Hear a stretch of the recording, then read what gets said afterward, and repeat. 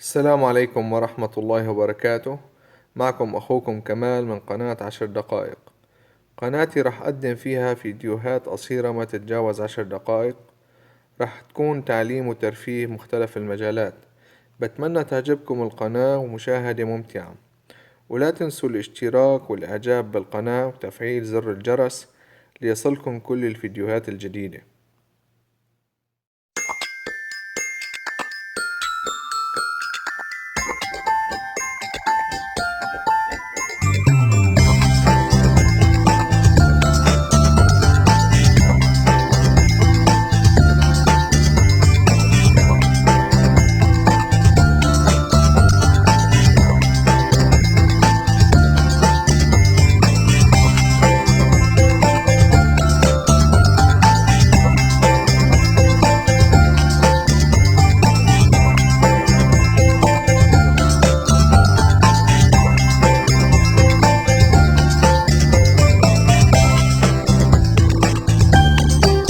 الطفل.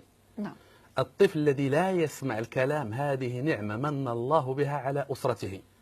الطفل الذي يسمع الكلام ويطيع هذه نقمة الله يستر على مستقبله. بمعنى أغلب أولادنا مشكلتنا معهم هو الجهل بالنمو ومقتضيات المرحلة التي يمرون بها. الطفل الذي لا يسمع الكلام والذي يعاند والذي يتلكأ، هذا هو الطفل الذي يتمتع بشخصية قوية وسيكون لبنة قوية في مجتمعه. إذا تم ترويض الطفل بكل أنواع العقاب النفسي والجسدي والوجداني وأصبح مطيعا لينا وأصبح محبوبا، هذه أسميها قنبلة مؤقتة في أي لحظة يمكن أن تنفجر، إما انحرافا وإما تطرفا وإما إرهابا، لأنه إنسان قابل للانقياد. فالذي يسمع ويطيع الآب في مرحلة الطفولة هو نفسه الذي سيسمع ويطيع لأي واحد يقول له تفضل نتعاطى مخدر، أو تفضل نلتحق بفكر شاذ كعبدة الشيطان، ولا بفكر إرهاب ولا تطرف غير ذلك، لأنه أصبح مروضا يسمع ويطيع. أعيد النظر في سلوكيات الأبناء، تقبلوا هذه السلوكيات، تخلصوا من توتركم. فأغلب الأشياء التي تزعجنا ليست إلا سبب 3 أسباب. السبب الأول نحن متوترون. فالأب لما يكون متوتر أو الأم، الطفل قام بسلوك طبيعي جدا، مسكه أو ماما أو بابا، ردة الفعل تكون عنيفة، بمعنى أن هذا الآب منفجر يحتاج إلى من يضغط على هذه البارونة تنفجر. الولد لم يفعل شيئا.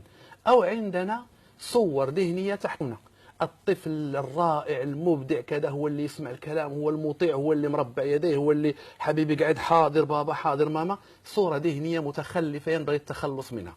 الصورة الذهنية الإيجابية هو الولد الذي يتلكأ ويقول كلمة لا ويعارض.